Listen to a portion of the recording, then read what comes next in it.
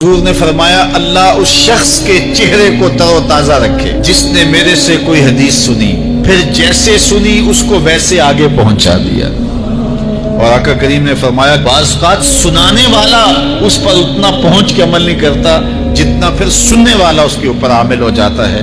تو جب حضور نے دعا دی ہے کہ اللہ اس شخص کے چہرے کو تر و تازہ رکھے جس نے میری حدیث کو میرے فرمان کو سنا اور ایسے ہی آگے پہنچا دیا، تو پھر موت کی سختیاں بھی اس کے چہرے کی تر و تازگی ختم نہیں کر سکتی، پھر قبر کے لمحے بھی اس کے چہرے کی تر و تازگی کو ختم نہیں کر سکتے۔ حشر کے دن لوگوں کے چہرے مرجھائے ہوں گے، جس کو رسول اللہ کی دعا ہے اس کا چہرہ اس دن بھی تر و تازہ ہو۔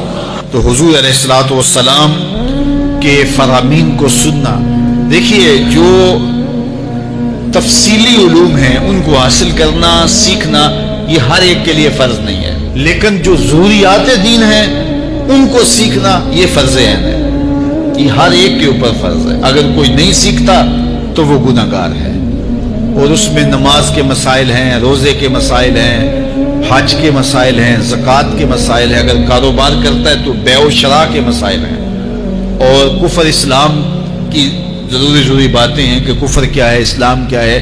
تو یہ ساری ضروری چیزیں جو ہیں ایمانیات سے جو تعلق رکھتی ہیں ان کا سیکھنا جو ہے ضروری علوم کا یہ ہر ایک کے اوپر فرض ہے۔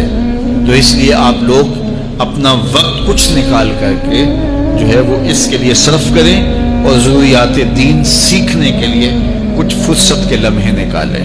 لوگ کتنے طویل ڈپلومے کرتے ہیں، کاروبار سیکھتے ہیں، کن علوم میں مہارت ہے جو ہمارے لیے بالکل غیر ضروری ہے۔ کسی نوجوان کے پاس بیٹھ جاؤ نا تو وہ تمہیں بتائے گا کہ کس کرکٹر نے کس میچ میں کتنے سکور کیے تھے، لوگوں کی یہاں تک معلومات ہے، اور وہ 15 سال پرانا میچ ہے، اس کے اندر کس نے کتنے آؤٹ کیے تھے، کتنے وکٹیں لی تھیں، کتنے جو ہے وہ اس نے سکور کیے تھے، اور اس کی پوری زندگی کے سکور کتنے ہیں، کیسی کیلکولیشن ہے اور کس قدر لوگوں کا پکا حساب ہے۔ یہ وہ چیز ہے جس کا نہ دنیا میں فائدہ نہ آخرت میں فائدہ، لیکن دلچسپی ہے نا، جس چیز سے دلچسپی ہو تو وہ چیز خود بخود ازبر ہوتی چلی جاتی ہے۔ دلچسپیاں انسان کو جو ہے وہ کسی چیز کو یاد کرنے میں مدد دیتی۔ ایک عرب شیخ کہہ رہا تھا کہ ہم ماضی میں پڑھتے تھے کہ ہمارے اسلاف ہمارے بزرگ ایک رات میں پورا قرآن ختم کر لیتے تھے، تو وہ کہتا ہے میں سوچتا تھا کہ ساری رات قرآن بندہ پڑھتا رہے تو کس طرح ممکن ہے۔ تو کہتا ہے میں اپنے بچوں کو دیکھتا ہوں کہ وہ جو ہے وہ موبائل کے ساتھ لگے رہتے ہیں، اور فجر کی اذان ہو جاتی ہے تو وہ تب چونکتے اچھا رات گزر گئی۔ تو میں کہتا ہوں نوجوان کی دلچسپیاں کچھ اور ہیں، اور وہ بھی اس شغف کی وجہ سے ایسا کھبا کہ رات گزر گئی اور اس کو پتہ ہی نہ چلا۔ تو جن کو قرآن کا نشہ ہو گیا تھا ان کی ساری راتیں قرآن میں گزر جاتی تھی اور ان کو پتہ ہی نہیں ہوتا تھا کہ رات بھی گزر گئی ہے، اور اذان ہوتی تو پھر پتہ چلتا کہ اچھا رات گزر گئی ہے۔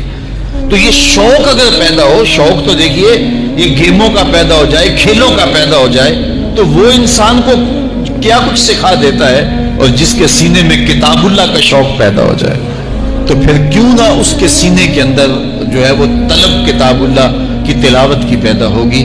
تو اپنے سینوں میں علم حاصل کرنے کا شوق پیدا کرو، علم سیکھو، اپنی نسلوں کو سکھاؤ، اپنی اولادوں کو دین سکھاؤ، اپنی اولادوں کو نماز کا خوگر اور عادی بناؤ، ان کو کھینچ کے نماز کی طرف لے جاؤ، یہ عادی بن جائے نماز کے، تاکہ بعد از انتقال دعاؤں کے سلسلے جاری رہیں۔ حضرت سیدنا غوث اعظم رضی اللہ تعالیٰ عنہ فرماتے میرے اوپر صحاب نور چھا گیا اور آواز آئی عبد القادر تو نے اللہ کی اتنی عبادت کی ہے، اتنی ریاضت کی ہے کہ شریعت کا ہم تمہیں اب مکلف نہیں رہنے دیتے، اور اب تو نماز نہ پڑھے اور دیگر اعمال نہ کرے تو تجھے کوئی پکڑ نہیں، میں تیرے اوپر ایسے راضی ہو گیا۔ تو ایسے بادل سے آواز آئی، کہتے مان میرے دل میں خیال آیا کہ اگر عبادت کا مکلف نہ ہونا ہوتا تو امام الانبیاء صلی اللہ علیہ وسلم سے بڑھ کر کون اللہ کا مقرب تھا۔ حتی تتبرم قدماہ، حضور جب نماز پڑھتے اور اس قدر لمبا قیام کرتے حضور کے مبارک پاؤں سوج جاتے، لیکن ان کو تو کہا گیا وَاعْبُدْ رَبَّكَ حَتَّى يَأْتِيَكَ الْيَقِينُ، انہیں تو کہا گیا کہ آخری سانس تک اللہ کی عبادت کرنی ہے۔ تو میں کون ہوں کہ مجھے کہا جائے کہ تو اب عبادات کا مکلف نہیں رہا؟ کوئی بات نہیں ہے۔ تو کہتے ہیں میں لا حول ولا قوت الا باللہ پڑھا تو وہ جو مجھے نور نظر آ رہا تھا وہ سیاہی میں بدل گیا۔ تو وہ ابلیس تھا جو اس رنگ میں مجھے بھٹکانا چاہتا تھا۔ کہا عبد القادر اس مرتبے پہ پہنچے ہوئے کتنے لوگوں کو میں نے گمراہ کر دیا، تیرے علم نے تجھے بچا لیا۔ تو میں نے کہا ظالم، میرے علم نے مجھے نہیں بچایا، میرے اللہ کے فضل نے بچایا۔ حضرت شیخ سعدی شیرازی فرماتے ہیں کہ ایک بندہ مطاف میں کنکروں کے اوپر پیشانی رکھ کے زاروں کے تار ہو رہا ہے اور کیا کہتا ہے، نہ مجھے معاف کر دے، یہ تو قیامت کے دن اندھا اٹھانا، میں تیرا کیا تیرے بندوں کا سامنا بھی نہیں کر سکتا۔ اتنے درد سے روتا ہے کہ لوگ اپنی دعائیں چھوڑ کے اس کے لیے دعا کرتے ہیں۔ ایک بندہ تو چھوڑ چھاڑ کے قریب کھڑا ہو گیا اور کہتا ہے مالک اسے معاف کر دے، مالک اسے معاف کر دے۔ کافی دیر کے بعد وہ شخص جو روتا تھا اٹھ کے جانے لگا۔ اس کو تجسس تھا کہ میں دیکھوں تو صحیح یہ کون ہے اور اس کو تسلی بھی دوں کہ اللہ بڑا کریم ہے، تجھے معاف کر دے گا۔ جب اس نے چھپ کے جھانک کر دیکھنا چاہا تو چیخیں نکل گئی۔ یہ زاروں کے تار ہونے والا وقت کا غوث شیخ عبد القادر جیلانی۔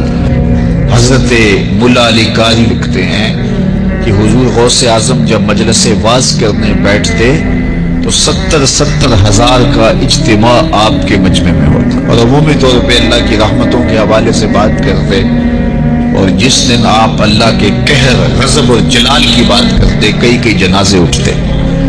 یہ آپ کی گفتگو کے اندر عصر کا رنگ اور شیرینی تھی۔